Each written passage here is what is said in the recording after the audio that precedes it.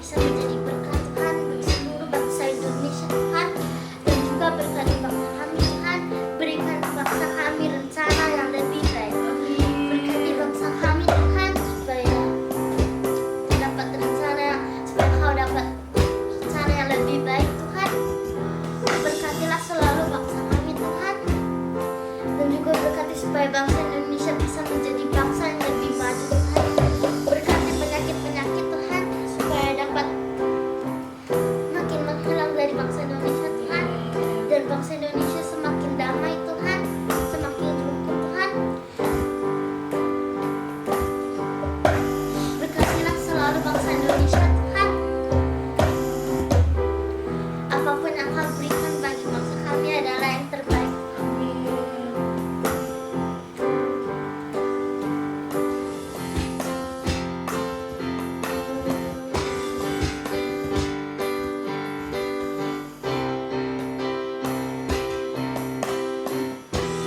Mari lebih baik katakan,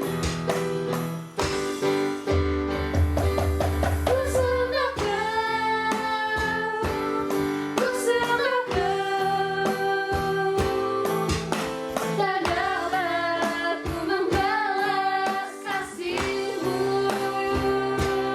Ku sembah Kau, ku sembah Kau Bapa, ku rindu selalu menyenangkan-Mu. Ku sembah Kau, ku sembah Kau, tak dapat ku membalas kasih-Mu. Ku sembah Kau, ku sembah Kau Bapa, ku rindu selalu menyenangkan-Mu. Adik-adik semakin ku lebih lagi. Ku sembah Kau, ku sembah Kau lagi. Tak dapat ku membalas kasih-Mu. Ku sembah Kau, ku sembah Kau Bapa, ku rindu selalu menyenangkan-Mu. Ku rindu selalu menyenangkan-Mu. Ku rindu selalu menyenangkan-Mu.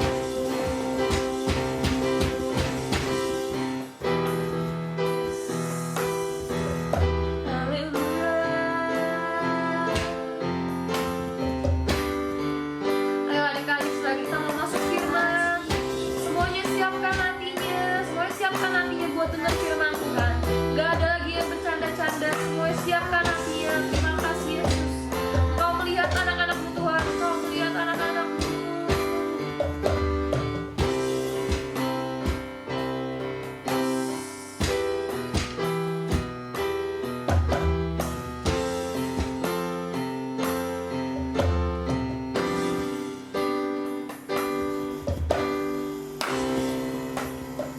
kita berdoa. Tuhan berkati kita Tuhan, hari kita ingin mendengarkan firman-Mu Tuhan. Berkati kami Tuhan, supaya kita bisa sungguh-sungguh Tuhan mendengarkan firman-Mu Tuhan, dan kita bisa memberitakan Injil juga Tuhan, dan berkati yang akan memberitakan firman-Mu Tuhan. Berkatilah ya, supaya ya dengan Tuhan dapat Tuhan berkati, dan juga berkati kami Tuhan, supaya kita bisa duduk diam dan mendengarkan dengan sungguh-sungguh Tuhan, dan berkati kita Tuhan, supaya kita tidak bercanda-canda saat mendengarkannya Tuhan. Terima kasih Tuhan, haleluya, amin. Shalom adik-adik semua. Nah, sekarang kita mau masuk ke firman nih. Firman hari ini judulnya kuasa dalam puasa. Tapi pertama-tama, Kak Jenny mau kenalin dulu nih ke tokoh-tokohnya. Yang pertama ada Raja Ahasiweras. Yang ini Raja Ahasiweras ya. Terus ada Ratu Esther. Yang ini Raja Ahasiweras, ini Ratu Esther. Nah, ada 3 lagi nih. Kalau yang ini itu Haman. Siapa tadi? Ya, Haman. Ini itu Haman. Kalau yang selanjutnya adalah Mordekai. Jadi ini Haman, ini Mordekai. Dan yang terakhir ada Hatta. Kalian kan masih bingung kan tokoh-tokohnya? Nanti Kak Jini kenalin, oke? Jadi kalian harus siap-siap buka telinganya, dengerin firmannya dari awal sampai akhir. Nah, Haman ini adalah pelayan dari Raja Ahasiweros. Saat itu Haman kedudukannya dinaikin sama Raja Ahasiweros. Jadi dia merasa berkuasa tuh adik-adik. Terus tiap orang yang ngelewatin Haman selalu dihormati. Jadi orang-orang tuh selalu sujud sama Haman kalau misalnya Haman lewat. Suatu saat Haman lewat, ada Mordekai. Tapi saat itu Mordekai sama sekali nggak sujud atau sama sekali nggak tunduk ke Haman. Terus akhirnya ada yang ngomongin tuh penjaganya. Jaganya dia ngomong gini, Mordekai, kok kamu nggak sujud sama Haman sama sekali? Tapi Mordekai cuma diam tuh adik-adik. Terus akhirnya ada penjaga yang ngasih tahu ke Haman. Akhirnya panaslah hati Haman. Saat itu Haman berpikir, dia mau membinasakan Mordekai. Tapi dia merasa dia terlalu hina untuk hanya membunuh 1 orang saja.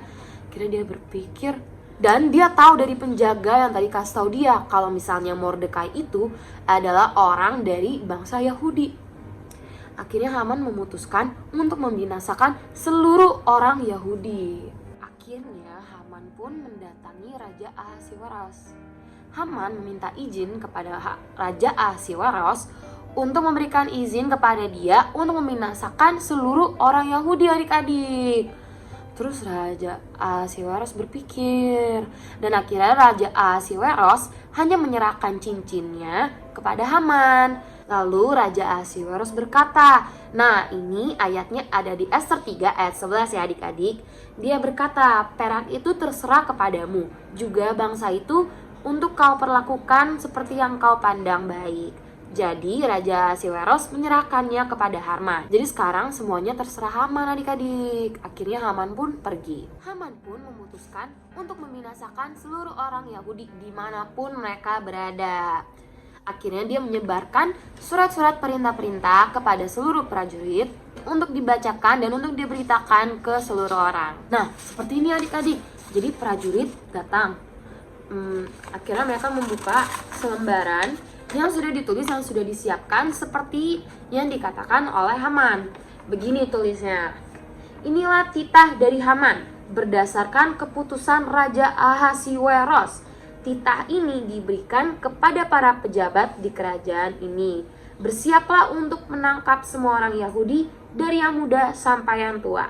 Rampaslah milik mereka dan binasakan mereka, sebab mereka tidak menaati hukum raja. Demikianlah perintah ini.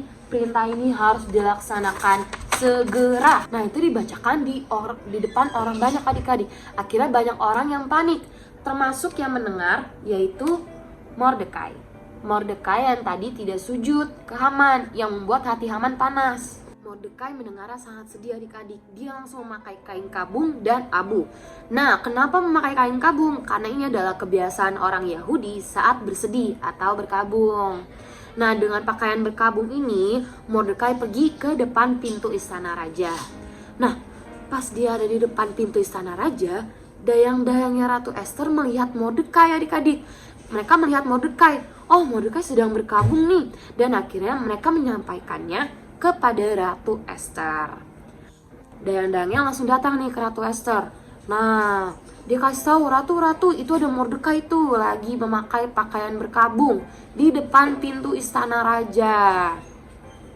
Nah, adik-adik, kalau misalnya dulu tuh ya, raja pas itu memerintahkan kalau misalnya ada yang memakai pakaian kabung di depan pintu istana raja, dapat dibinasakan.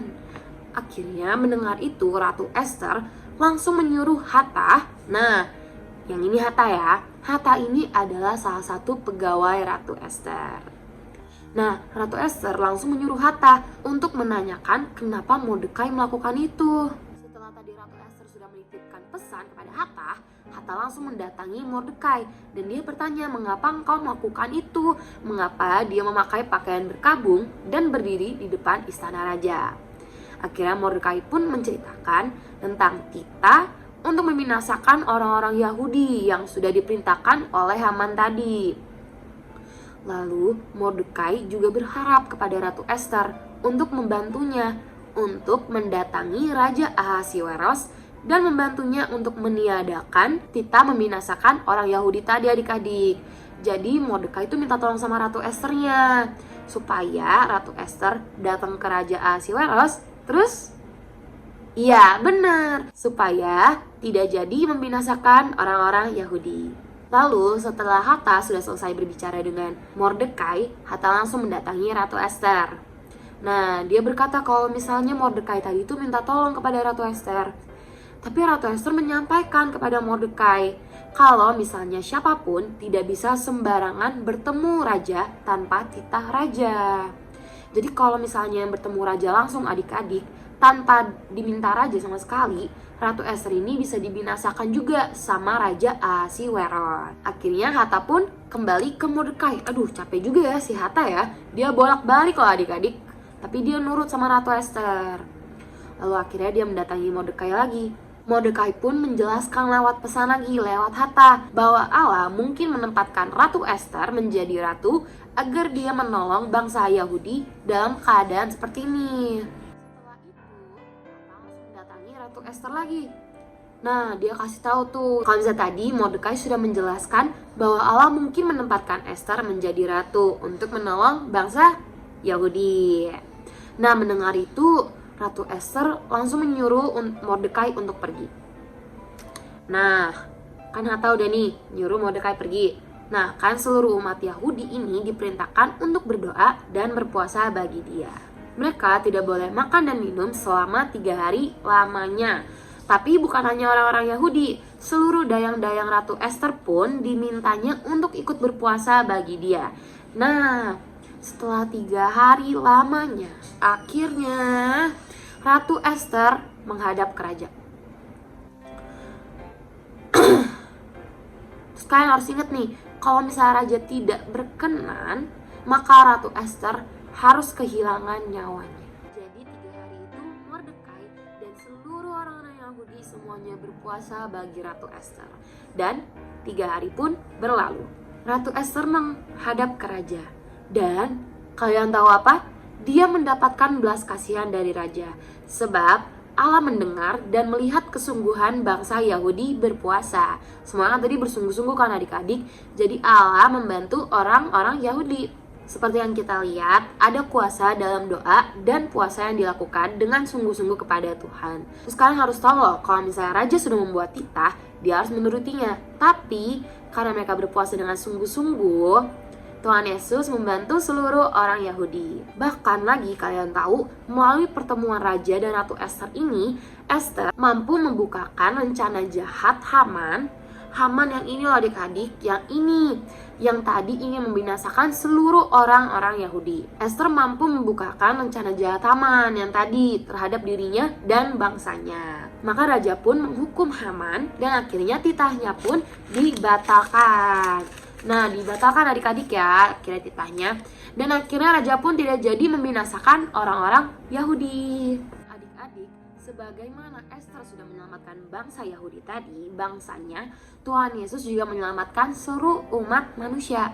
Karena kasihnya, Tuhan Yesus bahkan rela untuk mengorbankan nyawanya sendiri di atas kayu salib. Makanya itu adik-adik, kita kan udah diselamatin. Kita juga harus menjadi anak-anak Tuhan yang sungguh-sungguh, yang mengasihi Dia. Tadi kalian udah denger kan, kalau misalnya puasa itu punya kuasa yang sangat-sangat besar. Walaupun kalian masih kecil, atau menurut kalian, belum bisa kak, puasa susah, itu kan cuma buat orang-orang gede aja, cuma buat ma papa. Kata siapa?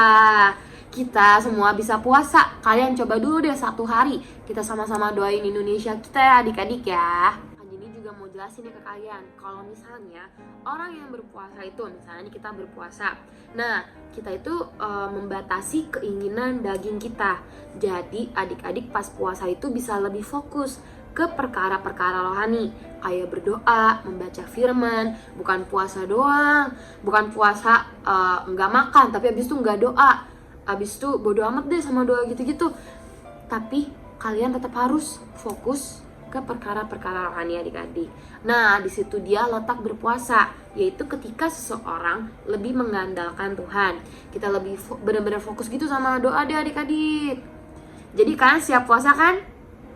Siap dong. Nah, adik-adik kita masuk ke ayat hafalan dulu ya, oke? Ayat hafalan hari ini diambil dari Matius 17 ayat 21.